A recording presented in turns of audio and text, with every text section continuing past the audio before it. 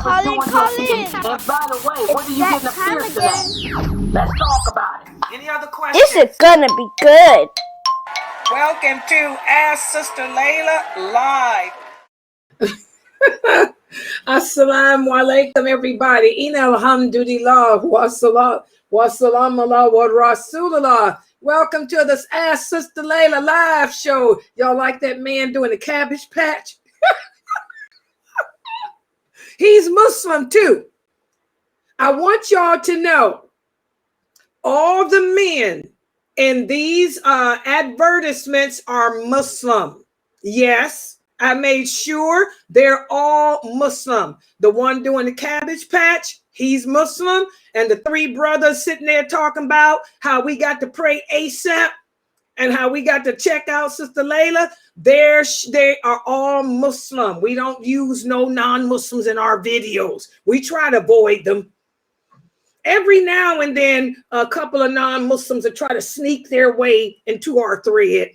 You know, everybody wants to be with us. So every now and then, a couple of videos will sneak in a non-Muslim, but we try to keep all Muslims in our videos. So those brothers that y'all saw talking about this website are all Muslims for real, no lie. And the brother doing the cabbage patch, you know, he was Muslim too. So just want to keep that clear. We support Muslims here. It's called Wala Walbara, allegiance. Allegiance to the Muslims, allegiance to Allah, allegiance to the Prophet Sallallahu Alaihi Wasallam in our religion. And it's all about solidarity right now, guys, especially with what's happening out there in the world. You know, all I can say is it's time to wake up. Whoever's been asleep, whatever Muslims have been asleep all this time, it's time to wake it up. Come on back to the Sunnah. It's time to wake up and learn your deen correctly. It's time to learn what the lawful and the unlawful things are in Islam, not what some fatwa told you, but what did the Prophet Sallallahu Alaihi Wasallam say was lawful and what wasn't. It's time to learn how to pray the way the Prophet Muhammad Sallallahu Alaihi Wasallam taught us to pray. It's time to start dressing the way he taught us to dress. It's time to start speaking the way he commanded us to speak. It's time to get back to that traditional Muslim identity that we lost over the decades. Time to wake up. It's all about waking up. All right. So, you know, welcome to the Sunnahfollowers Call In and Ask Sister Laila live show. And just to remind everybody, don't forget, you can ask your questions several different ways. If you like, you can type your questions here on the screen, and I am connected. I'm broadcasting live on so many different platforms, okay? I'm broadcasting and streaming simultaneously. That's the phone number, 862-370-2838. You can join us on Facebook, join us on YouTube, Twitter, and type your question. You can join us on DLive. You can join us on Trovo. You can join us on LinkedIn. You can join us on Rumble. You can join us on Odyssey. Join us on any of those social platforms and type your questions, you know, and inshallah, you know, I'll answer it. And if there's a question that I cannot answer, I want you guys to remember, because nobody knows it all. Alhamdulillah, for the past couple of weeks, the questions have all centered around Aqidah. You know, Aqidah, which is your belief system. You know, if you don't understand the Aqidah, then you ain't qualified to teach. So we're all the same with that. I can answer your questions with that, no problem. And also hadiths. That's my specialty, is the Sunnah, the hadiths. But there may be some questions of fiqh that I cannot answer. I do have somebody standing by, you know, to take your calls who will be able to answer, inshallah. And that person is my teacher, my personal teacher, Sheikh Abu Atayib, Sheikh Morsi, who is Sheikh Abu Atayib. There he is, Imam Mustafa Morsi Abu Atayib. He's on standby, inshallah. If you have a question that I can't answer, I can give him a call. And inshallah, he'll answer the question for you. Just to let everybody know, because nobody knows it all. Okay. So you can start typing your questions. And also, if you would like to ask your question on the microphone, that's another option available. You can simply join my Zoom room. And again, my Zoom room, I think it's up there, www.Sunnahfollowers.net. Click on join live class. And if you join the live class, you know, that'll bring you directly into the Zoom room. And here's a little thing for that. www.Sunnahfollowers.net.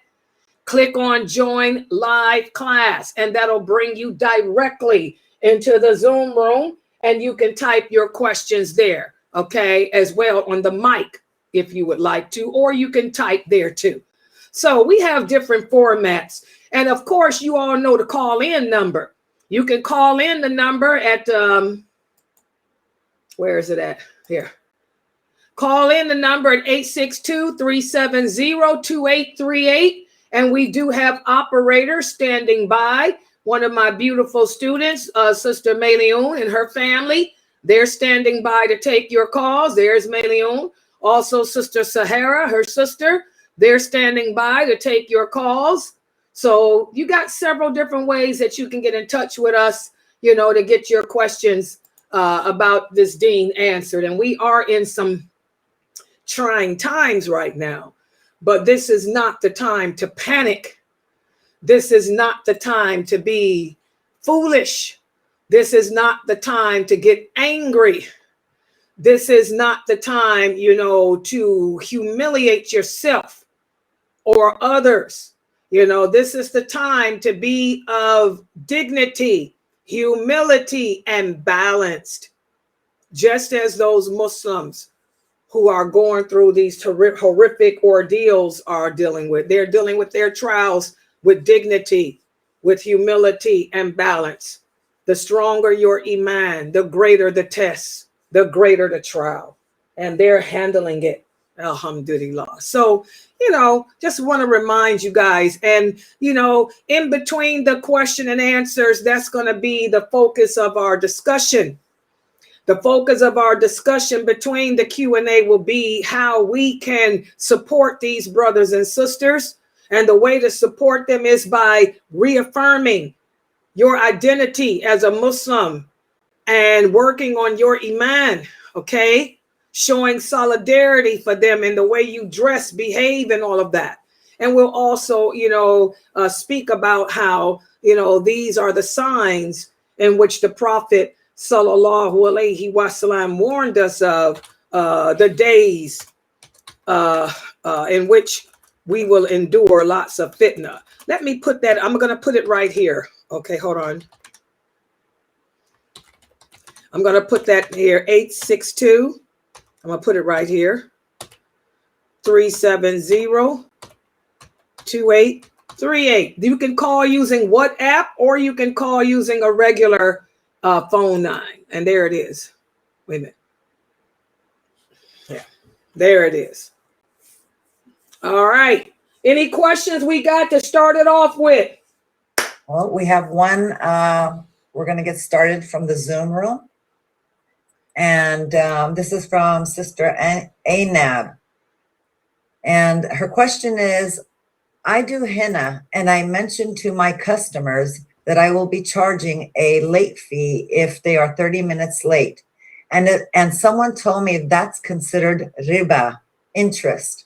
And they told me it's haram to charge late fee based on their lateness. I do so because they scheduled me for a certain time and they are late, which means they are messing with other things I had planned and scheduled after their appointment. Is it haram to charge a late fee for my henna appointments? Okay, this is a very good question, because one of the reasons why, as Muslims, we are faced with the fitna that we're faced with today is because we're ignorant of our religion. We don't understand what the lawful things are anymore. We don't understand what's unlawful. And as we talked about in our class today at 6, we disrespect the law by saying things are haram when they're not. We're lying on Allah and we're disrespecting him. And Allah hates that.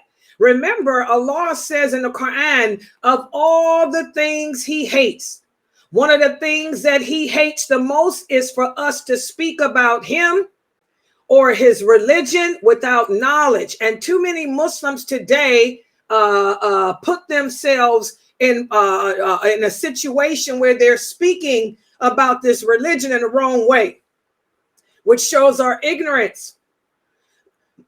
Interest. What is interest? Interest entails borrowing money and paying it back. Interest is to go to a person and say, can you loan me $200? And that person says, yes, I'll loan you $200, but when you pay me back, you pay me back $210 because I gave you the loan. That is interest. That's interest. But we're so uneducated about our religion. And this is why the Zionists make fun of us. The Zionists, they laugh at us. They play upon our ignorance and they play upon our emotions. The Zionists are extremely intelligent. They run everything, especially the economics of the world. And they laugh at how stupid we are. We don't know that interest entails borrowing money and paying it back. We're going to say because a sister has a business and she charges a late fee, she's committed interest. Astaghfirullah. How ignorant can you be? We're so uneducated that we think if I tip you because I gave the DoorDasher a $10 tip, I did interest. Astaghfirullah. You know, interest is a horrific sin, but we Muslims need to get some edumacation. Is that how they say it? Get some edumacation so we know what it is. Otherwise, the Zionists will continue to make fun of us, to play upon us because we're ignorant. So you can charge whatever late fees you want to. Late fees is not borrowing and paying back money. You can tip however you want to. Tipping is not borrowing and paying back money. You can even charge a service charge to do hair. A service charge is not borrowing and paying back money. My beautician charges a service charge and she charges a late charge for being late. Hello. And I tip her very well. Thank you. So I hope I answered your question. Be careful of these uneducated Muslims. And by the way, I want to remind everyone, whenever somebody tells you something is haram, the burden of proof falls on that person. That person has to give you the evidence from the Quran or the authentic hadith that says, because you charge me a late fee, you have now committed interest. If they don't give you the evidence to support what they say, politely look at them, smile and say, give me my money and keep it moving. Okay. Any other questions? And by the way, we'll be talking about interest tomorrow. For my 9 o'clock class tomorrow, we'll be speaking about the lawful and the unlawful in regards to business transactions. And I'm going to break down in detail to you guys, even in more detail, what interest truly is. But that's what interest is. Interest entails loaning a person money and paying it back. That's interest. Okay. Any other questions? Yeah. And by the way, you can type them or you can come into the Zoom room. Let me see here. Okay. Hold on for a second. The brother's asking me, can I see him here? Yeah. Wait. Yes, I can see you. Type it. Where are you at? D Live? Yeah, just type your question, bro. Ifty can't see, but I can. Let me do this. Yeah, I can see D Live now, Twitch, and Trovo. Okay, the brother says that he's saying that most of the people that he know support the Palestinians. Okay, that's a good thing. I'm trying to see what else. Yes. He said on his job, his co-workers are in support of Palestine. How can the government do what it's doing? Okay, this goes back to what we spoke about earlier today at 6 p.m. I want all the Muslims listening to me to understand that what is happening in the world today is not happening because of the government. First of all, it's the will of Allah. Allah willed this to happen. I don't want any of you young Muslims to lose hope and not understand that Allah is the one in control, not Israel, not America, not no government. Everything that's happening on this earth today, this planet today, is happening because Allah willed it to happen. He made it happen. Y'all understand that? As Allah says in the Quran, whatever evil befalls you comes from Allah as a result of what you brought upon yourselves. So He's in control. I don't want you guys to think that America is the Almighty, or that Europe is the Almighty, or that Israel is the Almighty. There's only one Almighty, and that's Allah. Allah says if the entire earth were to gather together to harm you, they would not be able to harm a hair on your head unless Allah wills it. And if they were to gather together to benefit you, they would not be able to benefit you not a bit unless Allah allows it. Allah wills it. So for the young brothers, Allah is in control of this. This was written to happen. The Prophet Muhammad detailed that this would happen back in the dark ages. He detailed from A to Z this situation. Okay? So that's the first thing. So, what can you do? The Prophet sallallahu alaihi wasallam said that we who believe in Allah, we will always be the minority. The true believers will always be the minority here on earth, especially during times of fitna like this. He said you'll search throughout the land and only find a real handful of believers. So he said this is just how it is. And like I told you the other day, Zionists, these are people who are Jewish by birth, not by religion. The Zionists don't believe in Allah. They have no religious belief. They hate the Torah too. They hate the religious Jews too. They want to establish themselves here on earth without a God, without any laws or rules from a higher entity. That's Zionism. So this is not a Palestinian thing. This is an Islam thing. They want to destroy and wipe out religion. What is the current prevalent religion? Islam. Islam replaced everything that came before it. Even when Jesus, alayhi salam, comes back, Jesus will come back not as a prophet, as a messenger. He will come back as a leader, and he will establish Islam is the religion of the world. The Zionists know this. They know of Jesus is coming back. They don't like that. The Zionists will be led by the Antichrist. They're paving the road for him. Okay?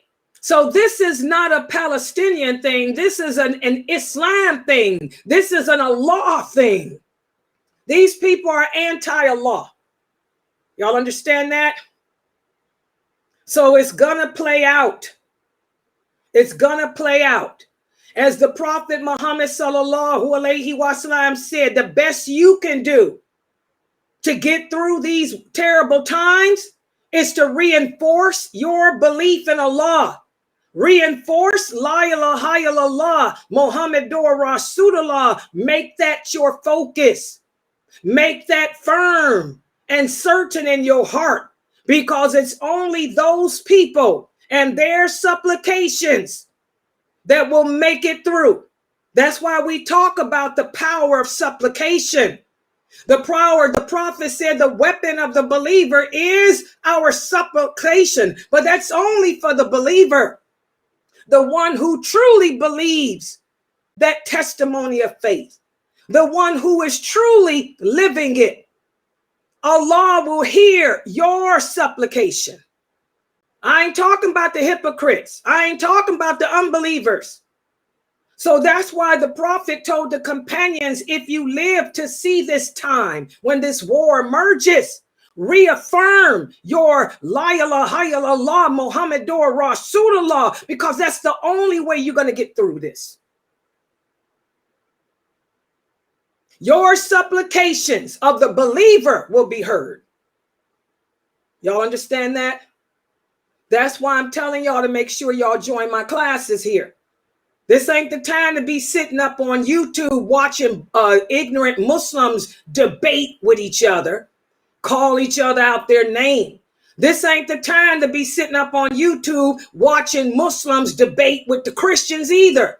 This is the time for you to find a bona fide, qualified teacher of this deen who knows the Quran, who knows the Sunnah, and attach yourself to them. As the prophet said, should you live to see those days, attach yourselves to the people of knowledge and learn from them. Learn from them. Learn from them.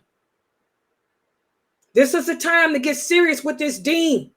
This ain't the time for games, for jokes, for debates, none of that other crap. Because what's happening in that part of the world, like the prophet said, it will come to this part too. He said there will be not one place on this earth that won't experience this fitna, this war. The rockets will come here soon. Will you be able to handle it like they're handling it? That's the question. It's just another day in the life of the Palestinian. They bury their dead and keep it moving and just wait for their number to come. They wait for their number to come, and they continue on praying and fulfilling the good deeds that Allah commands them to do. Can you be like them? Will you be like them? Or will you be running around here like a chicken without a neck, panicking, apostating, killing yourselves, screaming, oh, do it for me, and all that nonsense? Y'all better get it together. Yeah. Laila. Okay. We have a question from Facebook. How do you feel about Muslims joining in and participating in political protests here in the USA? And for those who choose to do so, can you recommend an etiquette of joining in such events? Okay, I've discussed my view on this personally. Being a historian, I have a bachelor's degree in communications and ancient civilizations. The Romans, where did protesting begin? The protesting began with the Romans and the Greeks. The Greeks and the Romans, they were all about a democracy. In fact, the whole democratic system came from the Romans and the Greeks. So protesting happened even back in the prophet's time. The Arabs didn't do that behavior, but the Romans always protested. And you will learn that in history. Watch the History Channel. You'll see it. Okay, the Greeks always protested. The Prophet Muhammad knew about protesting because it happened back then, but he didn't do it. The Prophet didn't protest.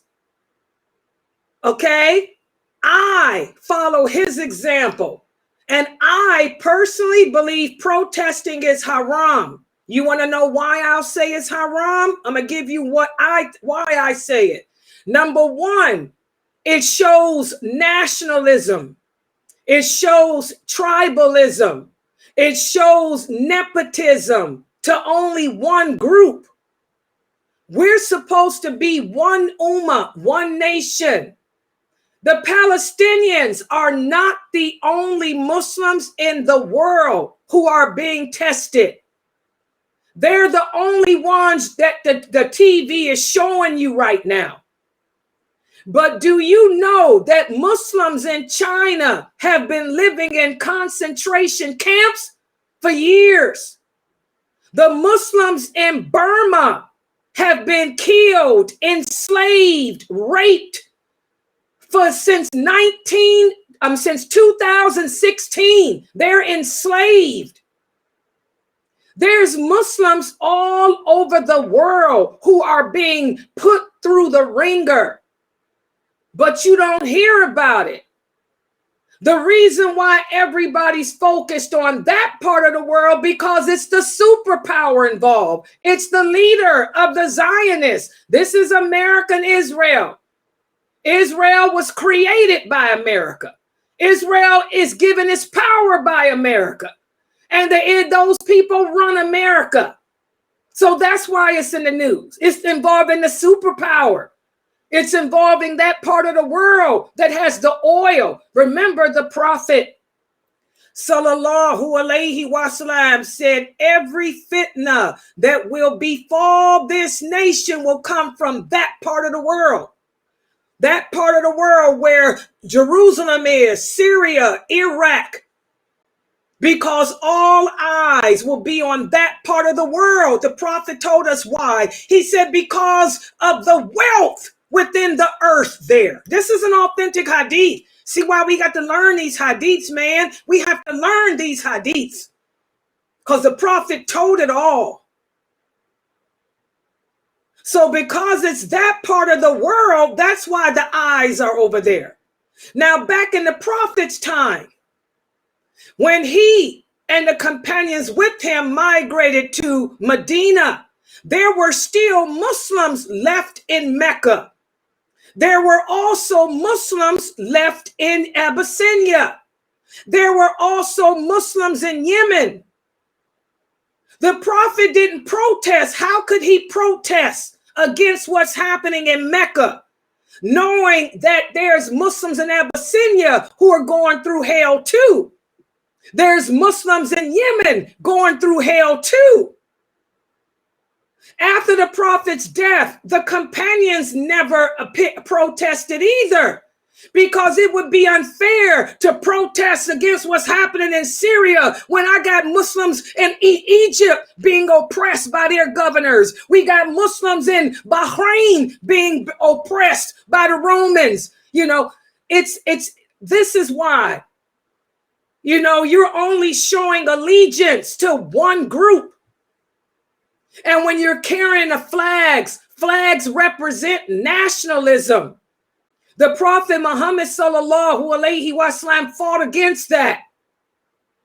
In fact, he told the Arabs, get rid of those flags. Every Arabic tribe had its own flag. Did y'all know that?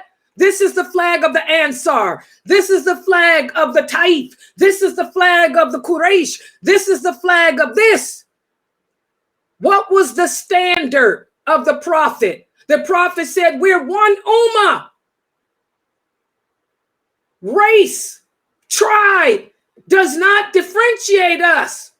The standard of the Prophet was La ilaha illallah, Muhammadur Rasulullah. That was the standard. So protesting was happening back in those days because the Romans invented it, and so did the Greeks. But the Prophet Muhammad never protested, because how can I show? How is that showing love for all my ummah when all of us are going to be persecuted?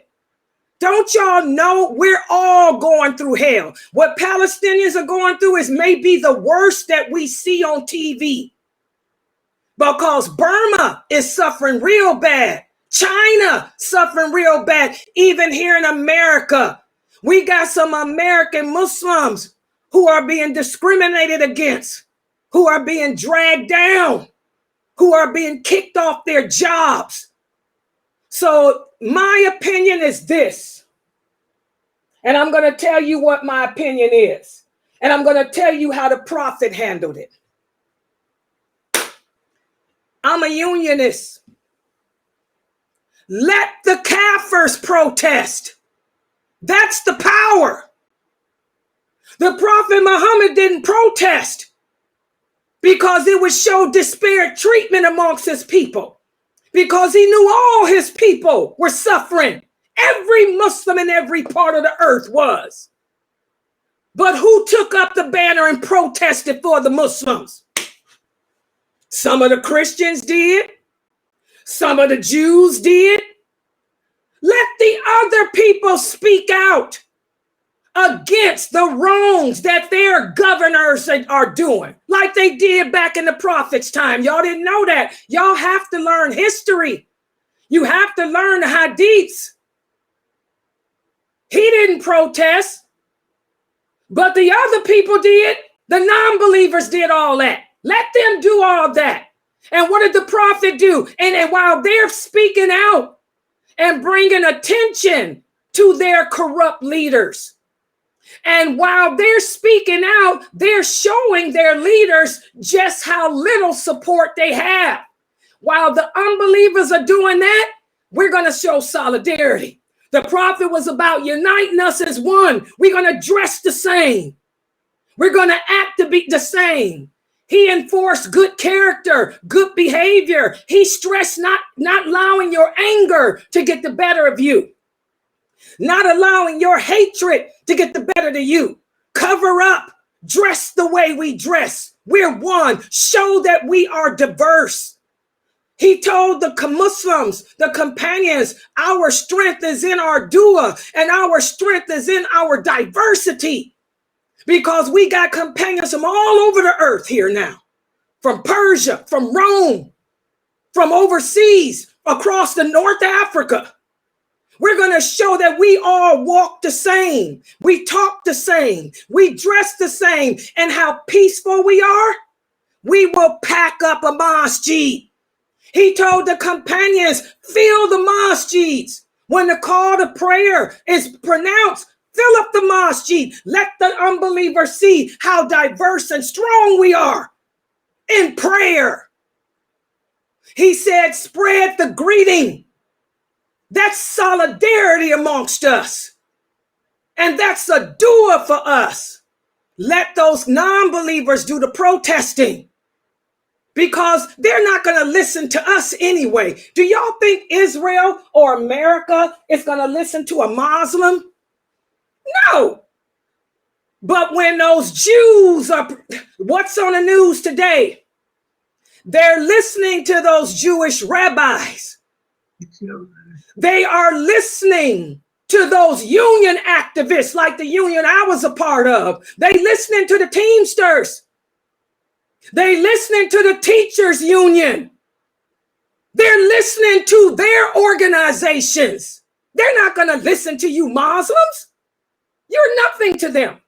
So we need to use the intelligence that our prophet used. No. So I don't believe protesting is what we should do. I'm a unionist, but I would never tell a Muslim to protest.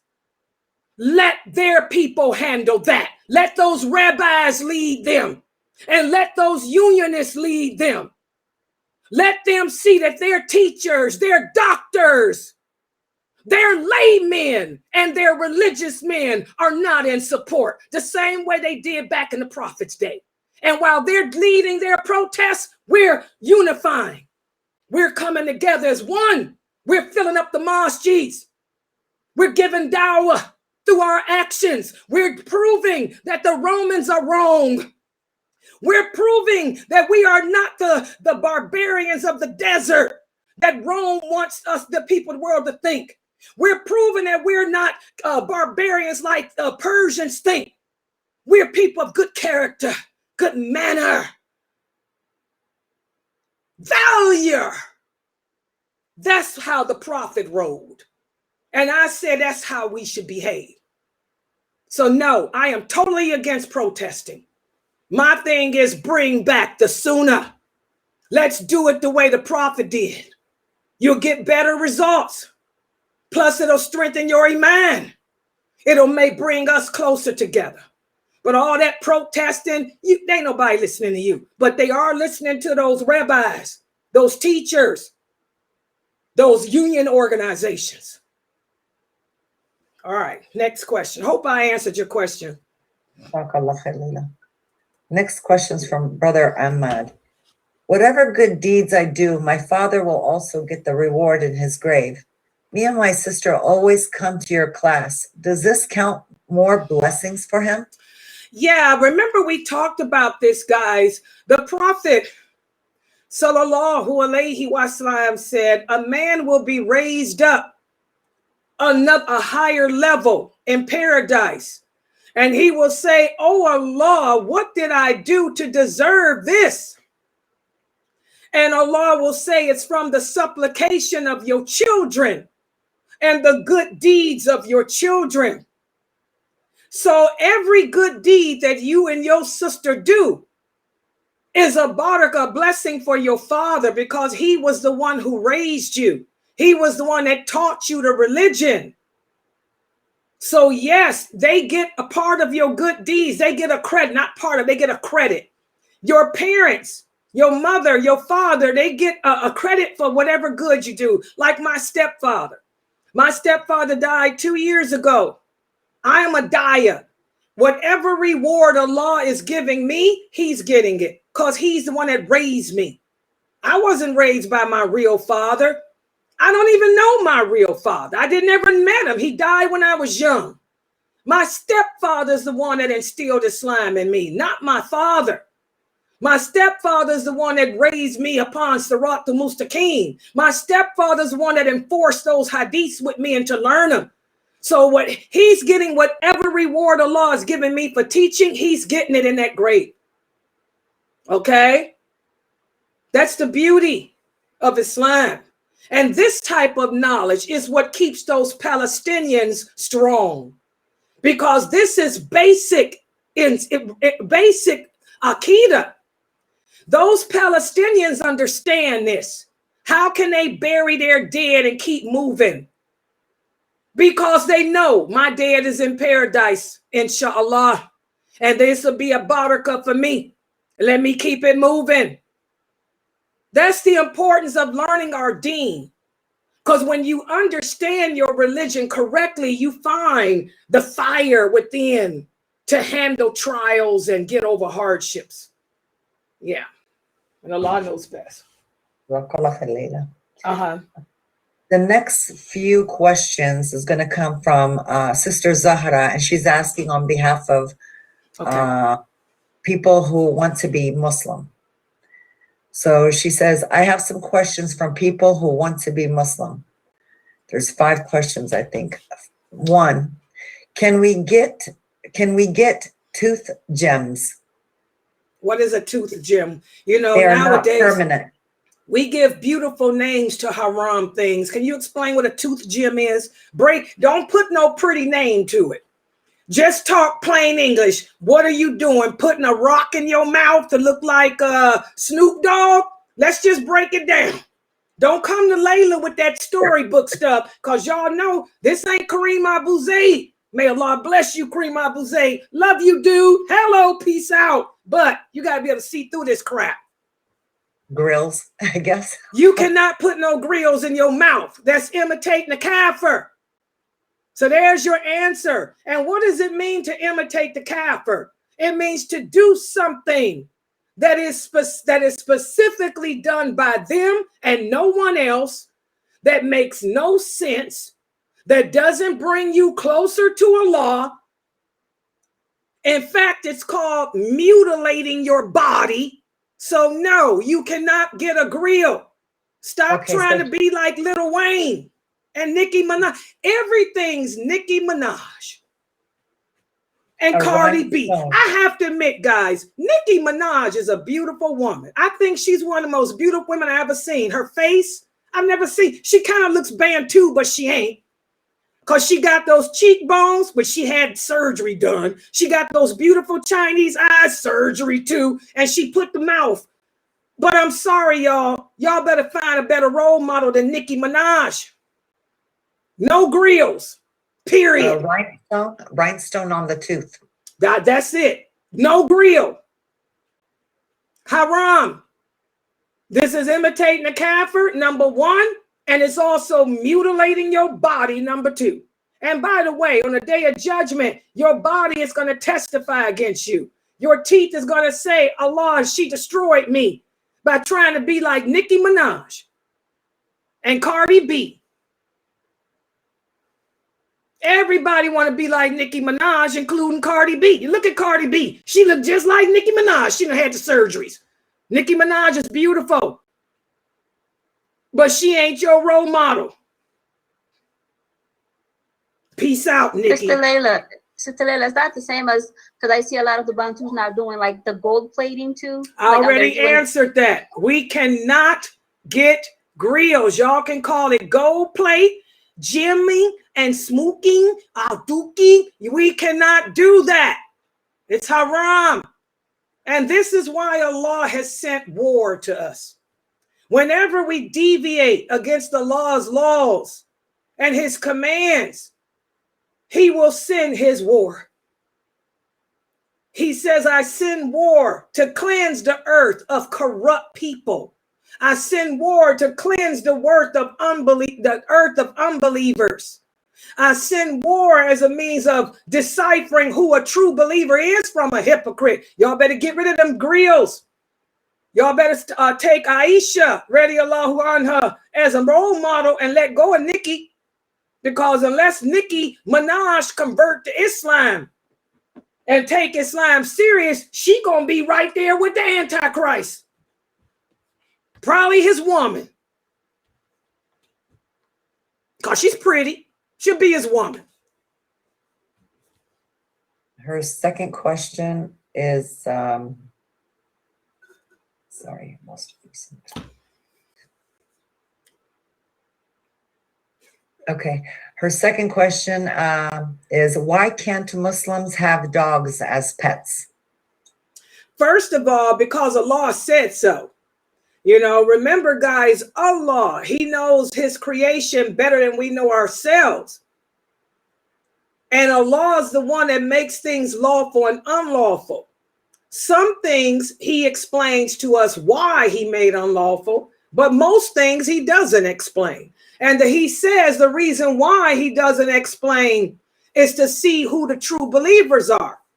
Because if you truly believe in Allah, you wouldn't ask why you can't do something. You would simply say, okay, Allah, I hear you, I obey you, I won't have a dog. So that's the first thing.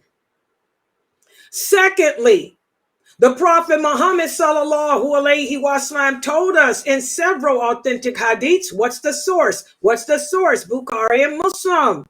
That the angels of mercy do not enter a home in which there are pictures hanging up on display or a dog.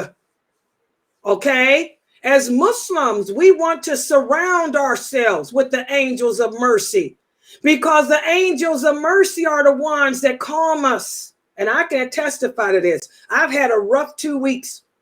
These were the second worst 2 weeks of my life in a long time, because anything that entails my heart, you know, is bad. You know, and I went through some hardship these past 2 weeks, dealing with family issues and other crap. Website too, you know, it's included too. Stressed out, up to here.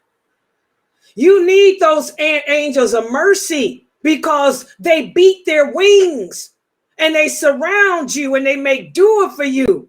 And when you recite the Quran, they put their mouth on your mouth. I've been reciting Quran because I need that kiss. Hello. Ain't got a man to kiss me. I need the kiss of the angels. What's the song? What's the song, Tiba? Angel. Y'all remember that song in the 80s? Angel. Hello. But so, you know, I need the angel of mercies around me. You know, so that's the two main reasons. There's a lot of other stuff people can say, but the bottom line is you cannot have a dog for a pet. Also, the Prophet sallallahu alaihi wasallam said anyone who has a dog for a pet will lose 1 mountain worth of blessings each day just for having it. I don't know how many of us really have a mountain worth of blessings. So is having that dog as a pet worth you losing a mountain worth of blessings every day? So if you're going to have a dog, it has to serve a purpose. It can be a watchdog. And if it's a watchdog, keep it outside the house. It can be a sheep dog. It can be a guard dog, a farm dog, but they live outside the house. Now, there's exceptions to everything. Say, for example, you're blind and you have a sight dog. In that case, that dog can stay in the house. But I want you guys to remember, a service dog is not a pet. Even the sight dog, they're trained to be your eyes. If you try to make a pet out of it, it's no longer going to serve the service. Okay? So if you have a service dog because you're blind or you can't hear or something like that, then yes, you can keep it in the house. That's different. But even in that case, it's not a pet. It's a service dog. And Allah knows best. I hope I answered her question. Question number 3 from the same person. Can we make bracelets with shells on them? If it not for superstitious purpose, she makes bracelets with many different things. Just for jewelry? If you're making it as jewelry, there's nothing wrong with that. What type of jewelry do y'all think the women wore back in the Prophet's days? They wore seashells. They wore bracelets made like that, as long as they're not the superstitious kind. As long as they're not the kind that the witches use. Nothing's wrong with that. That's just jewelry. There's nothing in Islam that forbids us from wearing jewelry. Women can wear jewelry. This is a part of being a woman. Aisha wore jewelry. Salamu, all the wives of the Prophet wore jewelry. This part of being a woman. So there's nothing wrong with that. And Allah knows best. Question number 4 from the same person. Someone asked if they are attracted to men, but they don't fornicate with them or do anything with them, are they going to hell? It's an attraction to them. What woman that's not gay? I'm attracted to men too. What woman that's not LGBTQ is not attracted to men? So I don't understand the question. There's more to that. Tell her to speak the truth. Bring it out, sister. What woman that's not gay and attracted? Put Brad Pitt on this screen. I think Brad Pitt is one of the sexiest men on this planet. Hello, and let's not talk about Aquaman. Who's not attracted to a good-looking man? So what are you really asking? Are you asking, can you have a boyfriend? Are you asking, can you have men come over your house and sit with you? Can you hang out with them? Let's get to the real deal here. What are you asking? The next question from her, the 5th, number 5. Can a man be a stay-at-home father and wife go to work if she wants to be the breadwinner and he wants to stay home with the kids? This is the world. Yeah, if they both agree to that, this is the type of world that we live in. I want to bring your attention to something else that the Prophet sallallahu alaihi wasallam said. He said, before the war happens, another thing that you will see. He said the role of women and men will become reversed. You will see women behaving as men and men behaving as women. As you guys can see, all these signs are already, all those minor signs are already here. Now the women want to be go out and be the man. I want to be the provider. I want to be the maintainer. I want to be the supporter when I can't even keep myself from getting jealous. And now the men want to be like women. I want to sit at home and play Xbox. I want to watch football all day. And I want to sit here and just not be responsible for nothing but eating. If that's what they agree to do, then that's on them. There's nothing in Islam to say they can't agree to that. But I would think about it, because this is what makes Islam not just a religion, but a way of life.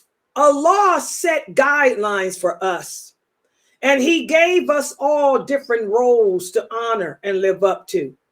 He said men are supposed to be the providers and maintainers. That's something that you're supposed to do, because Allah said he gave you strength, physical strength over her. He even gave you emotional strength over her. Why would you not want to live up to what Allah wants you to be? Remember, guys, why were you born? You were created to worship Allah. This life is all about testing and proving to Allah that you do believe in him. Why would you not want to live up to what Allah created you to live up to, which is to be the man, to be the breadwinner? So I would think about it, but there's nothing that says it's haram. Go ahead, knock yourself out. See how long that marriage lasts. Because usually when we reverse our roles and take on a role other than what Allah created us to do, it doesn't last long. Because Allah knows his creation better than we know ourselves. Does that make sense, my sister? But yeah, you can do that. Jazakallah khair, Laila. Next question. A sister wants to know if she takes a shower with the intention to pray, can she wear a shower cap and run the water over it because she doesn't want to get her hair wet? Okay. First of all, this is not after sexual relations or a wet dream? Because the answer is different. If a woman had a wet dream, if a woman masturbated, or if a woman had sexual relations, everything is different. But if you didn't masturbate, if you didn't have a wet dream, if you didn't have sexual relations, we talked about this. It's called the wiping. First of all, you can wear a shower cap anytime you take a shower. Who wants to get their hair wet all the time? Okay, a woman can wipe over her head for prayer at least once within that 24-hour period if she's not traveling. For example, I'm a woman that likes to look good. So even when I take off my hijab, I got to look good. Okay, because I'm just vain. That's just me. That's all I got. Okay. So every day when I wake up to make Fajr, I wipe over my hair when I make wudu. But for the rest of the day, I got on this cap or I got on this hijab. I usually have the both on because I'm here all day. And I wipe over my scarf. So you do not have to make wudu over your hair every time you pray. If you are not traveling and it's not sexual, whatever, you can wipe over your scarf. You can put a cap on and wipe over the cap. So there's nothing wrong with that. But now if you had sex or you masturbated or whatever, that type of stuff, is a different answer. Do you understand, sister? I tell the young girls at my website, just wipe over your hair at Fajr. And then the rest of the day, put a cap on or when it's time to make wudu and just wipe over your cap or your hijab. That's what I tell the young girls here. Because I want my young girls to look nice like me. Allah doesn't like ugly. And some of you sisters look pretty bad with that. Y'all don't take care of your hair. Y'all really don't. You don't take care of your hair. And it's sad. Yeah. Next question. Brother Ahmad is asking, since the war started, what Israel is doing to Gaza is worse and getting worse by each day. But I see Muslim in YouTube, Twitter, calling each other, making video on each other. I see Muslims are acting worse and want to know the Muslim will act more. I want to know if the Muslim will act more worse in the future than today? Yes, yes.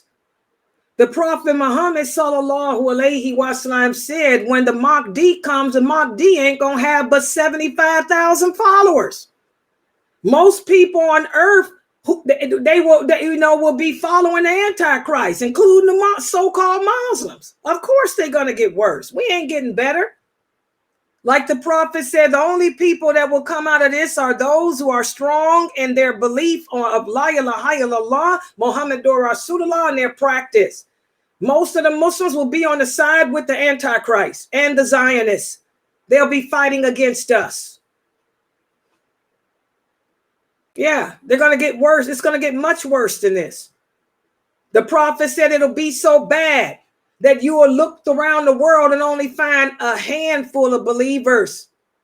Just 5 believers out of a whole earth. That's how bad it's going to be.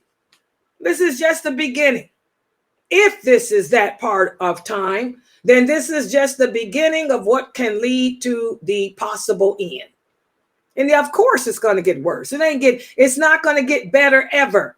From this moment out, the Prophet already detailed, from this moment out, it's never going to get better. I want y'all to understand that.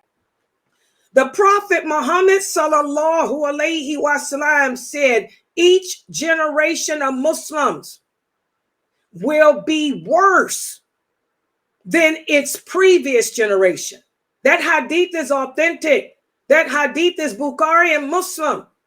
So that hadith tells you it's not going to ever get better. Not ever. From this moment on will be worse and worse and worse and worse until the last hour comes. And like the Prophet said, when the last hour comes, the people will be worse than animals. They'll be so degenerate, they'll be copulating in the streets. So anybody that tells you it's going to get better doesn't know their deen. Nothing is going to get better from this point on.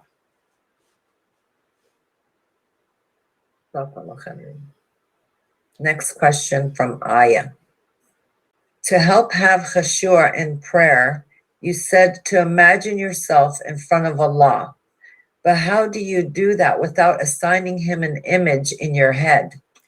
Okay, that hadith does not mean that you imagine that you can see Allah and imagine how Allah looks. It says pretend. It doesn't even say imagine. It says pretend that you are standing in the presence of something greater than yourself. Does everybody understand? You pretend that you are standing in the presence of an entity that is so powerful, an entity that can cause you to drop dead just by saying, die, an entity that can cause you to explode just by saying, explode. So if you pretend that you are standing in the presence of something great like that, you're going to make sure that this is your best stand ever, because you will fear that presence so much. You will be so conscious of that presence that you won't want to make a mistake. So that's what that means. It doesn't say imagine. It doesn't say picture. It's saying pretend that you are standing in something so powerful that it can knock you out. Y'all get it now? You understand now? It doesn't say imagine how Allah looks, because you can forget that. That ain't happening. Next question from Brother Ibrahim. I have two questions. My friend mentioned 2 things. First, they said that Starbucks, McDonald's, and all the famous brands are products of the Antichrist. They are made in such a way that it can lead Muslim women in particular to lose their faith. Is this true? Okay, here we go again. And I know we just did a lecture. Brother Youssef and Dr. Jamali were just speaking about how that's one of the strategy, one of the ways that some of the Muslims think that they can help the people over there. I'm against that too. Because again, our example is the Prophet Muhammad. The Prophet Muhammad lived with the Jews. He lived with them. They betrayed him. They tried to kill him over and over and over again. Did he boycott them?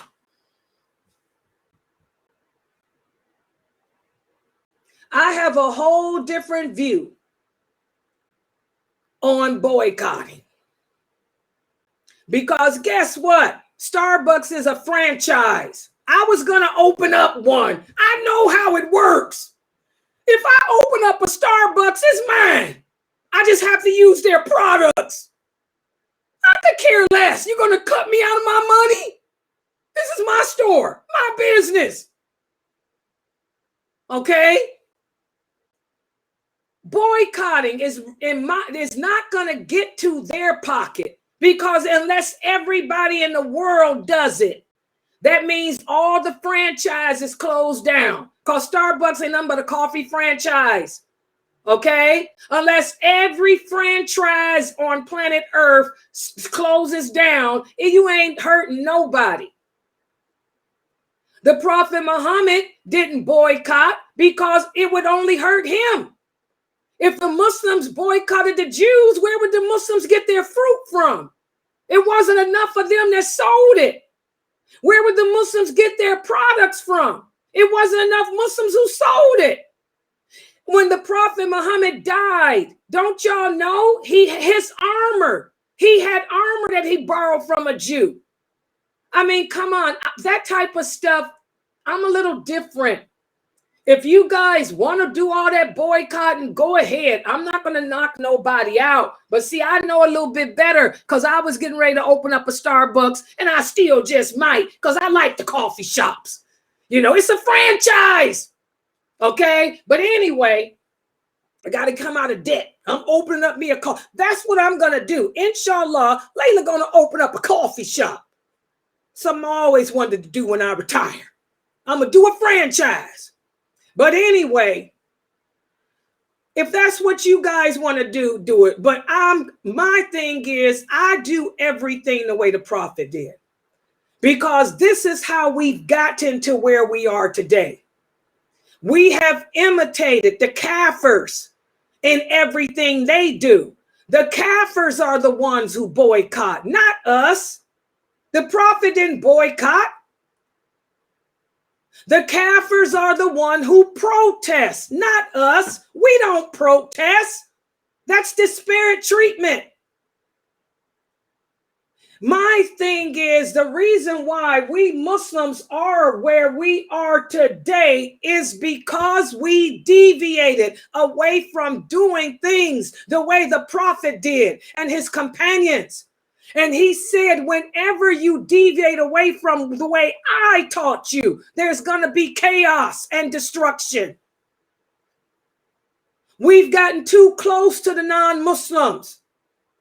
Too close to them. We started dressing like them. That's why you got Muslim girls wanting to wear grills like Nicki and Lil Wayne.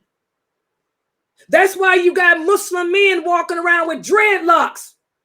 Okay, with their pants down to their butt. That's why you got Muslim women that don't want to cover up. You know, we've imitated them, tried to be like them. That's what happened. We lost our identity. Instead of us handling ourselves the way he taught us to handle, and remember, the Prophet was at war from the time he received the call to prophethood until his death. If he didn't boycott, he didn't protest, and boycotting and protesting was something that the Romans and Greeks did do. If he didn't do those two things, then it must tell you it ain't too big of a deal. You ain't doing much by it. And I can tell you, as a person that wanted to open up a franchise, unless every franchise on planet Earth happen, y'all ain't gonna do nothing to Starbucks. Hello, that's just how economics really works. You might end up hurting your brother or sister, that Muslim brother who depends on his money from his Starbucks shop. Right. To continue with Brother Ibrahim goes on to say, he brought up another point, suggesting that women wearing makeup is a form of deception. I countered by asserting that makeup is permissible. In response, he shared a story about a man divorcing his wife because she was wearing makeup.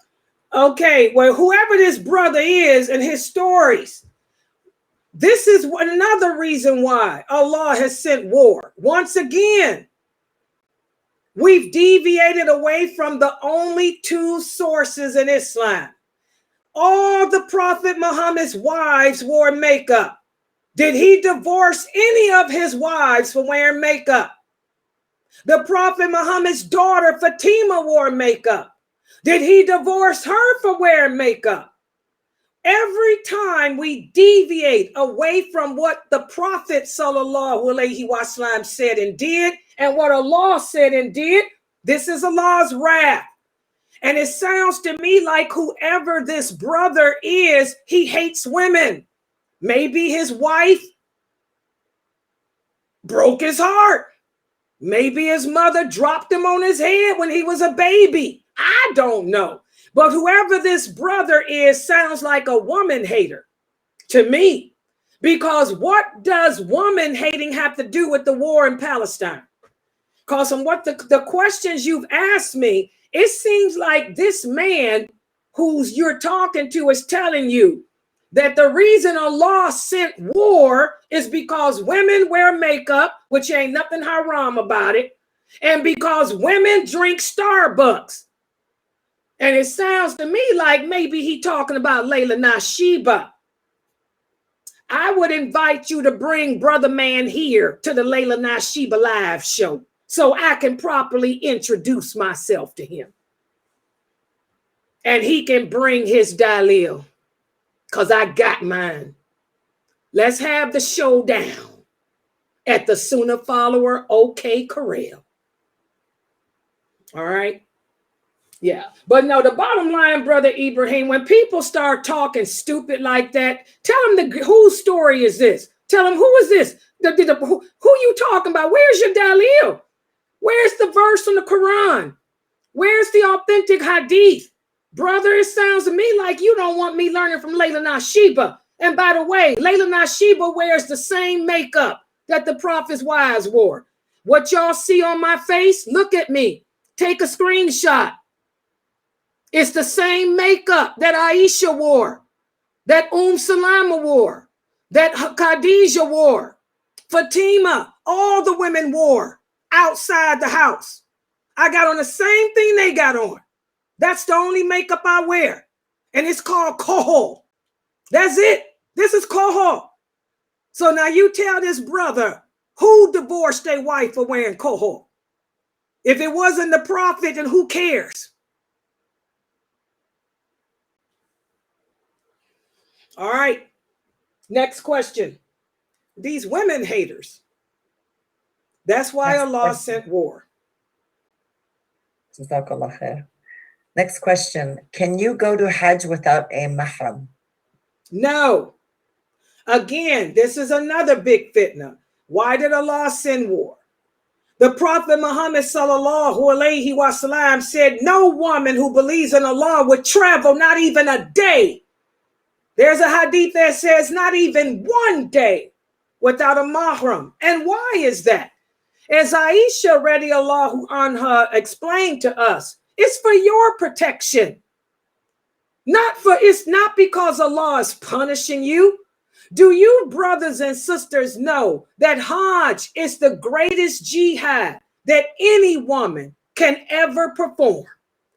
It's a struggle. You need a man with you to pick you up when you fall down. You need a man to put his stomach over you when the other men go to kick you for standing next to them. You need a man to be there in case immigrations won't let you come through the border. You need a man to be there with you in case the airplane look at you funny because you got a niqab on and want to take you down, TS you. Allah makes his rules for our protection. Why would you want to start your Hajj off with a sin? What's the purpose of Hajj? The purpose of making Hajj is to be forgiven for all your past sins.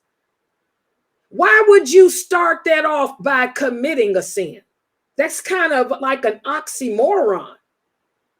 If a woman does not have a mahram, she does not meet the condition of making Hajj.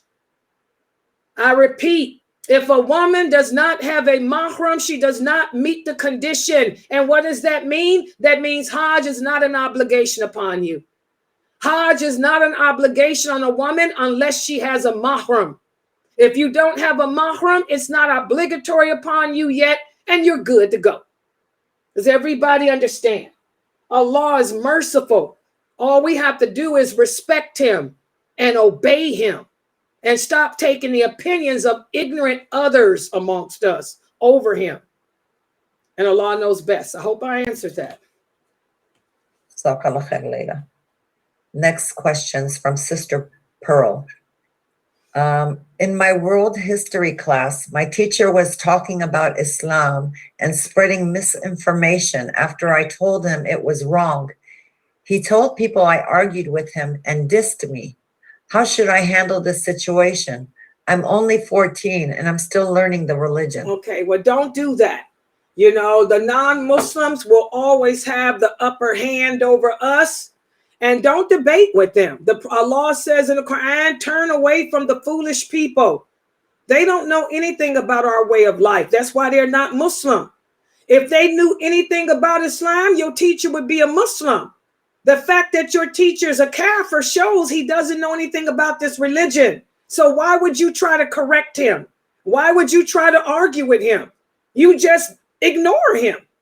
I went to school too. I got a degree in history. When I was in school, even in college, there was a lot. I had to take this one class called Civilizations of Islam. It was the worst class ever. They had so many lies about our Prophet Muhammad in there. It was the hardest class for me to sit through. But I bit my tongue and sat through it because I'm like, all I want is the degree.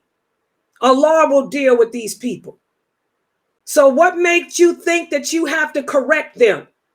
Allah is the protector, guys. You make dua.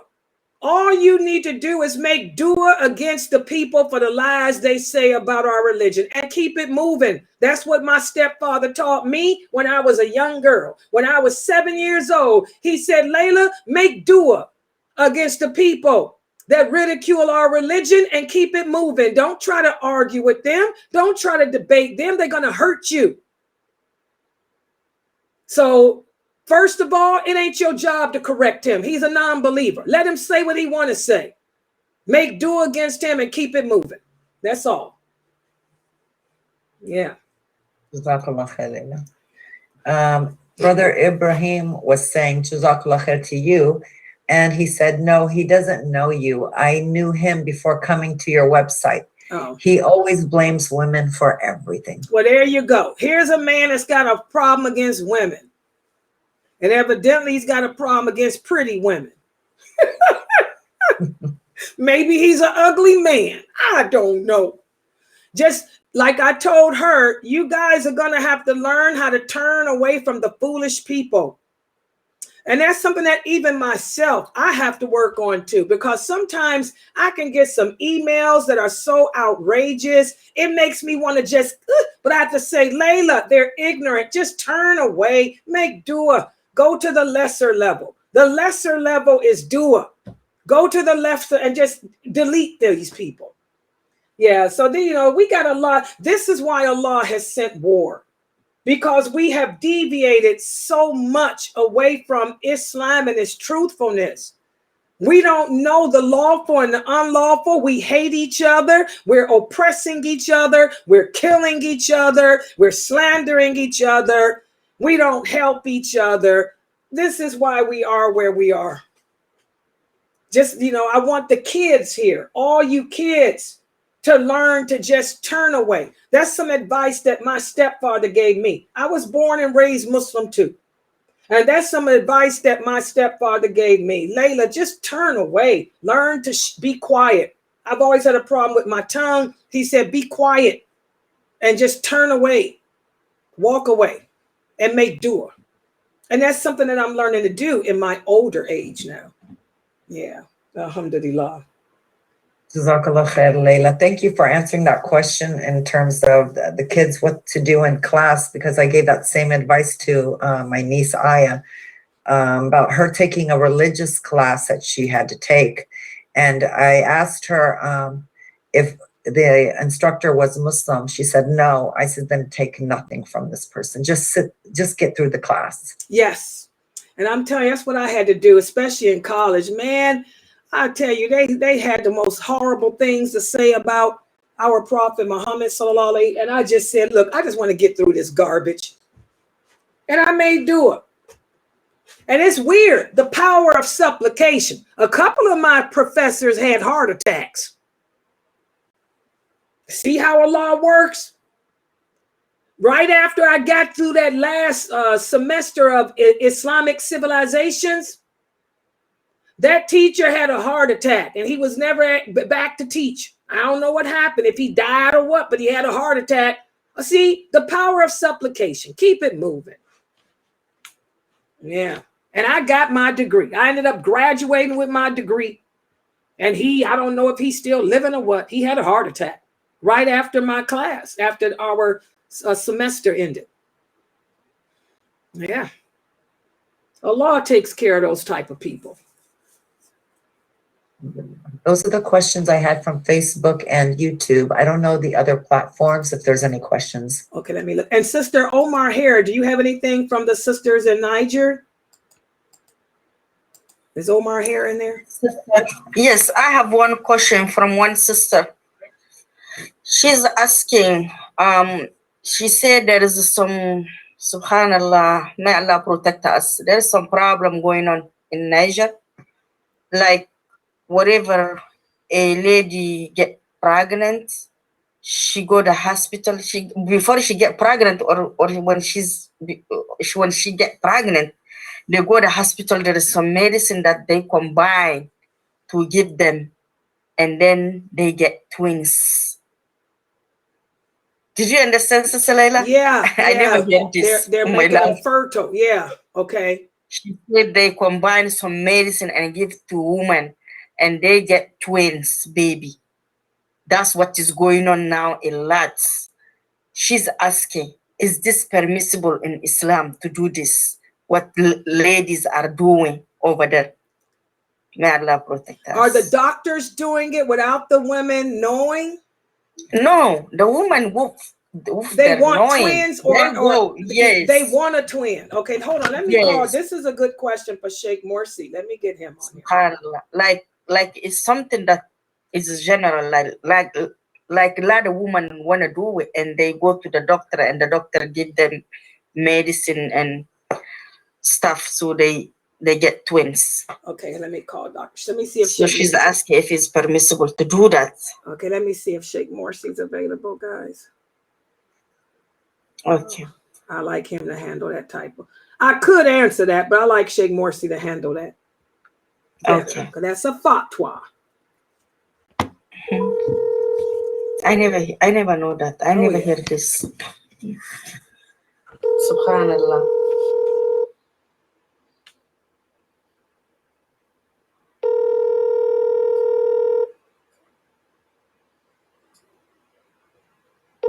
Well, let's see if we can get an answer.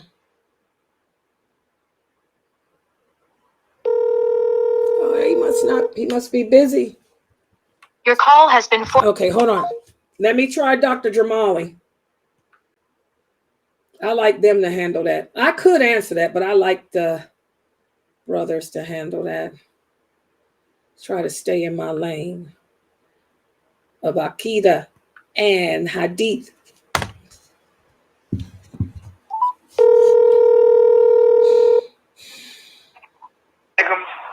Walaikum salam, Dr. Jamali. We're doing the Islam Q&A show, and we got a question for you. Okay, let me find out. Okay, I'll call you now. Assalamu alaikum. Walaikum salam. Wait a minute, here's Sheikh Morsi, y'all. Assalamu alaikum, Sheikh Morsi. Alaikum assalam wa rahmatullah. Sister Laila, how are you? Okay. I'm doing the Q&A show, and here's a question for you. Okay. One of the sisters is telling me that in her country, Niger, the women are going to the doctor to have a special medicine so they can have twins. She wants to know, is that lawful in Islam? Well, it is not haram to take a medicine as long as this medicine will not harm hair. Okay, but there is no medicine can lead to have twins, or they deceive them. It is not true. You hear that, Omar here? Yeah. Yes, I hear that. Yeah, They say there's no medicine to do what? There's no medicine that they can give you to make you have twins. He said this is deceitfulness they're using. It's a deception. Deception. Yeah. What is deception mean, Sister Laila? That means lying. They're cheating you, lying That's you. right. That's why I say I never hear that to be when I hear this question. I never hear this. I never know this. So these sisters shouldn't do that then, right, Sheikh Morsi? They should stop doing that, right? Yeah, stop it because not because of the medicine, because they deceive you. This is not true. Yep. Okay, and you know how that when have the woman have it when, okay, this is splitting the egg of the woman. It happened naturally by Allah subhanahu wa ta'ala. You cannot interfere in that. Right. Okay. So they deceive you. First time in my life, and I have so many doctors specialized in everything. Never. My daughter, she is a doctor. Alhamdulillah. I have two daughters, doctors, and never ever I hear anything or I read anything about this deception. Okay. Okay. Alhamdulillah. So don't waste your money. Okay, you got that, Sister Omar here? Yes, I got it. Jazakallah khaira. Okay. Thank you, Dr. Sheikh Morsi, so and may much. Allah bless you. I mean, and you too. Okay, As-salamu alaikum. Alaykum assalam wa rahmatullah. Yeah. Okay, so there it is. I that's the answer I was going to give too, but I wanted y'all to hear it from him. You know, Allah is in control of that. You know, guys know how the egg splits. You know, even when you go for those fertility shots and stuff, you know, sometimes they work and sometimes they don't. Sometimes you get pregnant with twins. Sometimes you don't. You know, Allah is the one that's in control with all of that. And that's the same thing I was going to say too. Alhamdulillah. Yeah. Any other questions they have? Yeah. Yeah. Oh, I'm sorry. Okay, let me look. His brother's on I keep forgetting I got these windows. Oh my God. Wait a minute, hold on. Okay. Oh, wait a minute. Okay, hold on. I'm sorry. I'm on different windows. Where's that one? Okay, here we are. I'm sorry, I couldn't see you. Go type it again, brother. I lost it. Okay. He's asking me, how did the Prophet Muhammad sallallahu alayhi wasallam receive information about all these things that would come? Okay, alhamdulillah, he received his knowledge from Allah. Yes, from Allah. There's a hadith where the Prophet sallallahu alayhi wasallam tells us that he worried about his nation. He worried about you and me. What would happen to his companions who he have yet to meet,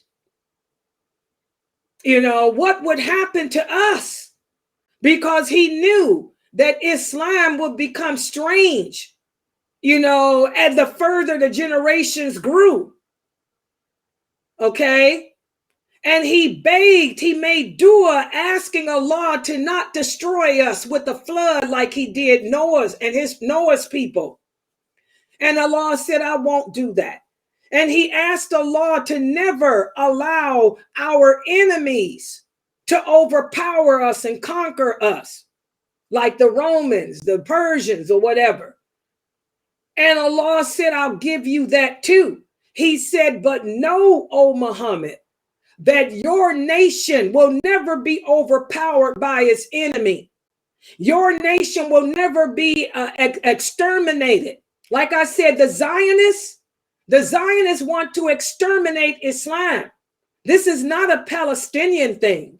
This is an Islam thing. But Allah said, I will never allow your enemies to exterminate or overpower you, but your destruction, the destruction of your people, O Muhammad, will come from themselves. They will oppress each other. They will imprison one another. They will destroy each other themselves, but never from our enemy. Okay? And that's after that, the prophet had more questions. Oh Allah, well, how will my people destroy themselves? And Allah told him through the slander, through the hatred, through that tribalism, through the jealousy, through all of this stuff that's happening now. And that's when Allah sent to him what would happen from that moment after the companions until the end of time. So Allah gave the Prophet Muhammad sallallahu alaihi wasallam this knowledge. Allah shared the signs of the last hour with all the prophets. But he went into more detail with the Prophet Muhammad because the Prophet Muhammad sallallahu alaihi wasallam, unlike Moses, unlike Jesus, unlike Abraham, unlike Jonah, he asked more questions about his ummah, his nation, his people. And so Allah detailed everything that would happen, from our abandonment of Islam and its truthfulness, to the innovations, to everything that's happening, to the war, to the Antichrist, the beast, the Gog, Magog, Jesus' death, you know, the last hour when only the kafirs will be copulating. Allah went into detail because our prophet thought to ask more about what's going to happen to his people. So that's where the Prophet Muhammad sallallahu alaihi wasallam got all this from. Allah shared all this with him. And that's why it's stupid for people to say that they don't believe that he was a messenger of Allah, because all of these hadiths have been detailed in Bukhari and Muslim and other sitta, and they're all happening just like he said. And the Zionists hate that. The Zionists want you Muslims to remain stupid. The Zionists want you Muslims to remain unglued to Islam. They want you to get emotional. They want you Muslims to get angry. They want you to do the stupid things like protesting, which ain't serving no good to you or anybody. They want you to boycott, knowing that you're too ignorant to know what a franchise is, that you ain't hurting nobody but yourself. The Zionists want us to remain uneducated and stupid. They don't want us to hook up with the people of knowledge and learn what the prophet told us to do, because he told us what to do to get through it. He said, you ain't gonna stop it, but you can get through it. And he told us what to do. The Zionists don't want y'all to learn what you're supposed to do. They want y'all to keep doing like you're doing, imitating the kafir. Doing what the kafirs do. I heard we got some Muslims on a hunger strike. This is another question here. One of the brothers here is saying that in his country, what? He said in his country, some of the Muslims are on a hunger strike. What did the Prophet Muhammad sallallahu alayhi wasallam say about non-stop fasting? First of all, by the Muslims in your country not eating, who are they hurting? That is about as ignorant. Y'all see how the Zionists laugh at us. They want us to stay unglued from Islam. A hunger strike is only hurting you.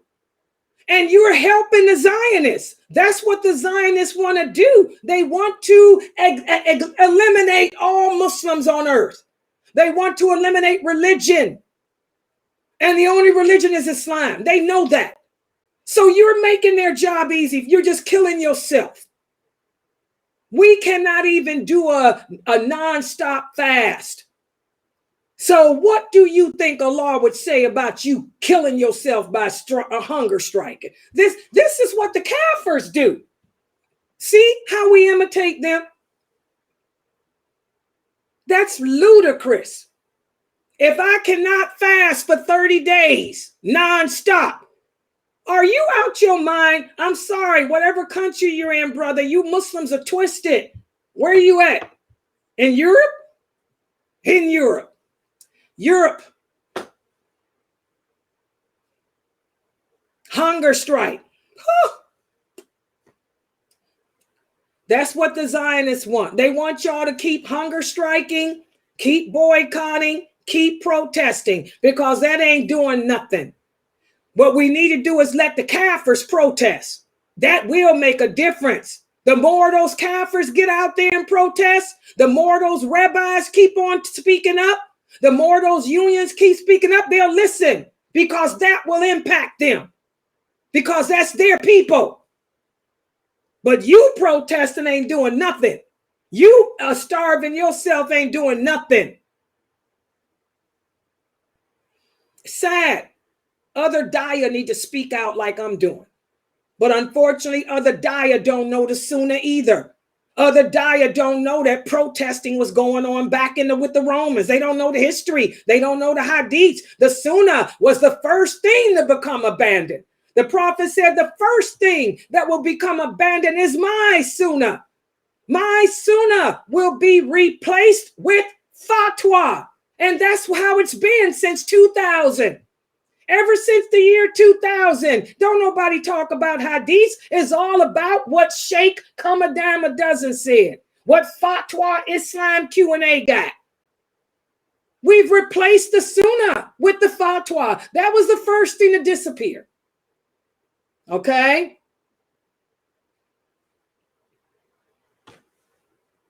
Yeah, keep on following these sheikhs.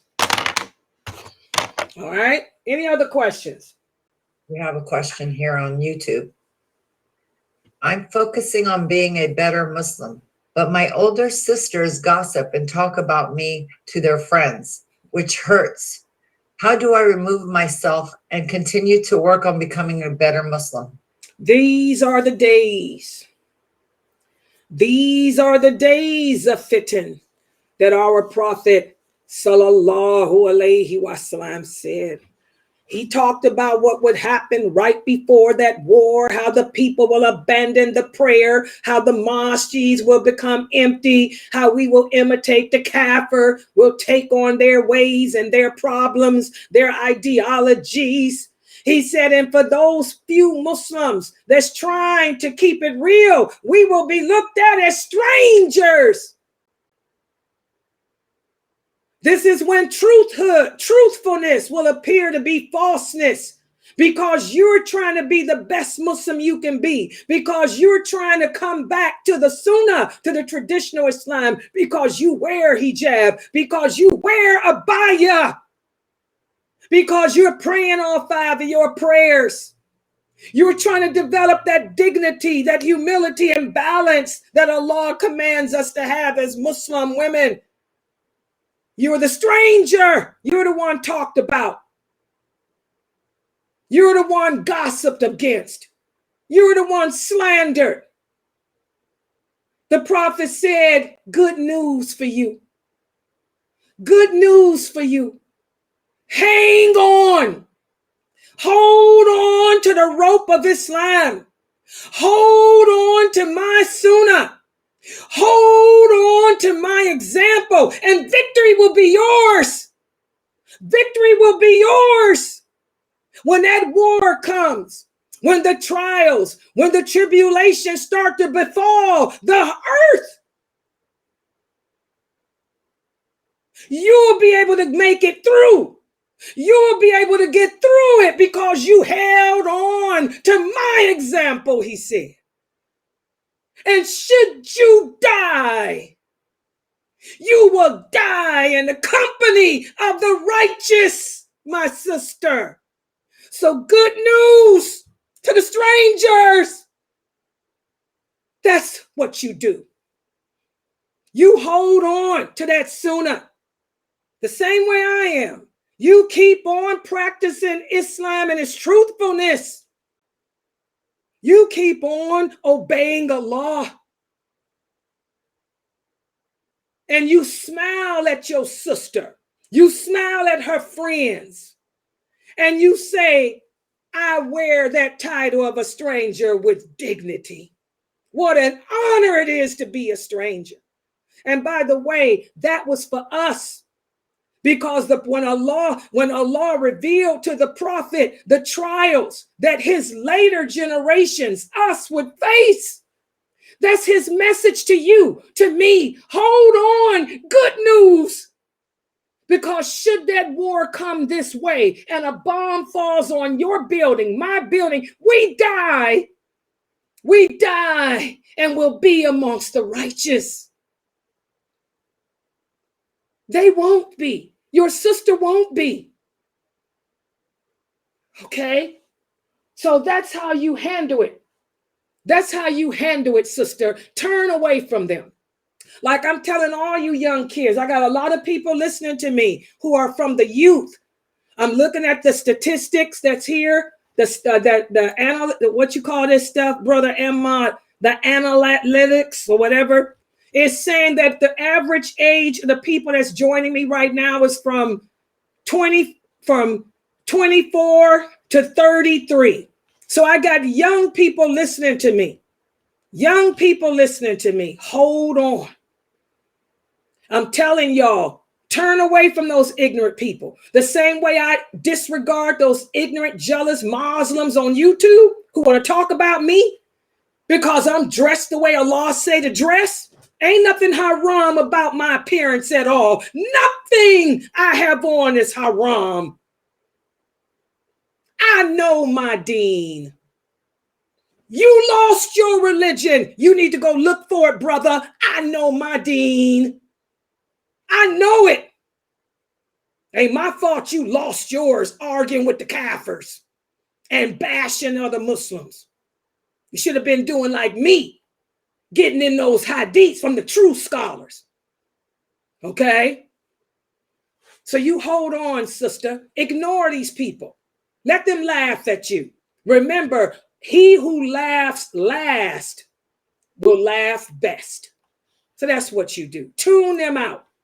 And I want another thing too, I want to stress with the youth here. This is another sister. She's saying, Sister Laila, I feel so alone. Wait a minute, hold on. She said, Sister Laila, I feel, this is from Trova. What's this here? Okay. She's, okay. I don't need your WhatsApp. She's giving me her WhatsApp. I had to put up there to see. That's her WhatsApp. She's saying, Sister Laila, I feel so alone. That's the life of the believer. The believer will always be a loner amongst others. When we go around our families, we don't feel like we belong. When we go around other Muslims, we get that feeling. What's it called? Garuba? Is Sister Ifti? Garuba? Am I pronouncing it? You know the word I'm talking about. Arabic word we don't use that much. Garuba. Okay? We experience that feeling of alienation. That's what that word means. Alienation. You know, we feel alienated. But I want you, sisters, to know that you're not alone. Don't allow your personal jinn to make you think that you're alone and no one understands you. You have nobody to support you. Number one, Allah is aware of everything. And also you have two angels assigned over each shoulder. You got angels assigned to the front of you. You got angels assigned to the back of you. And if you keep your home environment clean, the angels of mercy are surrounding you. They're beating their wings, making dua for you. You're never alone. We're not alone. We're surrounded by the awliya, the allies of Allah, his angels. They're praying for you. They're praying for you. And should you raise your hands and make dua, Allah hears you. Allah hears you. So you're not alone, sisters. Even though it may physically appear to be that way, we're not alone. We're never alone. And that's something that the Prophet sallallahu alaihi wasallam left us with. That's how those Palestinians are making it over there in Palestine, the believers. Those believing Palestinians, you don't see them on social media begging for no duas or none of that crap and panicking, acting stupid, because they know we're not alone. We have Allah with us. We have the angels of mercy around us, praying for us to get through this. And we will get through it. We'll get through it one way or another. Either I'll come through it alive or I'll come through it dead. However I come through, I'll be with my Lord. Where will you be? That's why them people are resolute. They don't fear dying. Whether I survive or not, I will get through this and I will be in the company of the righteous. Where will you be? Okay, we have to get our iman together, guys, our faith together. We got to work on getting our La ilaha illallah Muhammadur Rasulullah correct, our aqidah, our tawheed. That's what we got to focus on, and our practice. Okay, any other questions? There's a question on YouTube. Is it a sunnah to shave a newborn's head? There are some scholars of hadith that say that this is not an authentic hadith, and there are others that say it is. The same with the calling of the adhan. There are some scholars that say that to call the adhan in the ear of a child is a sunnah, and some say it's not. So to answer your question, that's the answer. Allah knows best. Is it something that we have to do? No, it's not an obligation. So if it's not an obligation, don't worry about it. Okay, but some other people say, some scholars of hadith say that the hadith about shaving the head is sunnah and authentic, and other scholars of hadith say that hadith is not authentic. Some scholars of hadith say the adhan in the ear is authentic, and other scholars say it's not. So either way.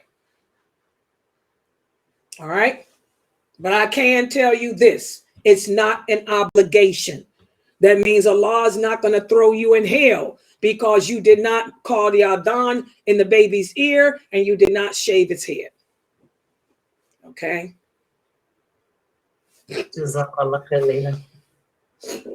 That was all the questions I see so far. Okay, guys, alhamdulillah, we had some pretty good questions here, and we had a lot of good Muslims here too, a lot of the young people. You know, like I said, you know, this is the time to take this religion seriously, guys.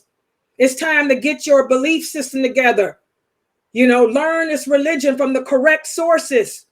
You know, take that emotionalism, that anger, that emotionalism, take that crap and shove it down the garbage can.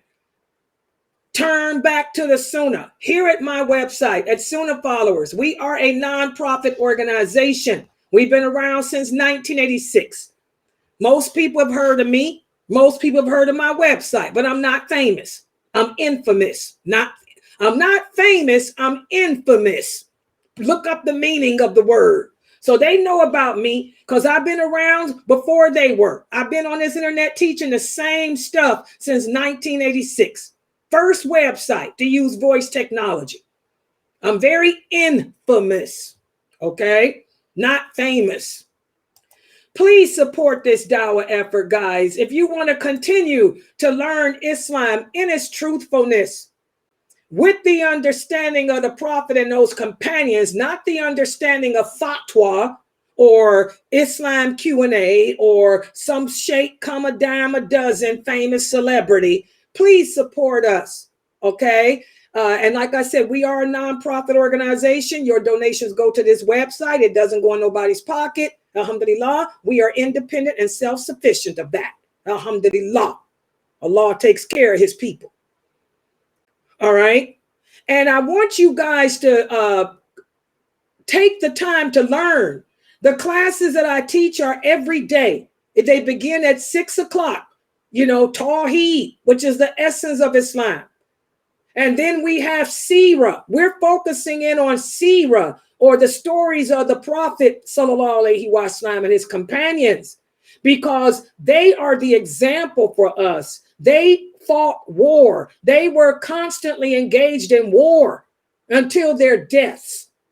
So we need to learn how to carry ourselves the way they did, employ the techniques that they used to come out of this a winner, either in death or a winner in life, either way. Okay? So please try to share my website with the other Muslims that you know. Share me to your Facebook groups, to your YouTube groups. You know, people are going to talk. The believer will always be talked about, ridiculed, slandered. Who cares? They can say what they want to. Everything I teach is based on Quran and Sunnah, period. They don't like it, bounce. Okay, but try to share our channel with everyone, because the only thing that will get us through these trying times, as the Prophet sallallahu alaihi wasallam said, is our iman, our faith. And it's not going to get better. It's only going to get worse from here on. And you can't stop what's going to happen from happening, no matter how much you want to. It's too late. We brought it on ourselves. We brought it on ourselves. All right, so I'm going to stop right here.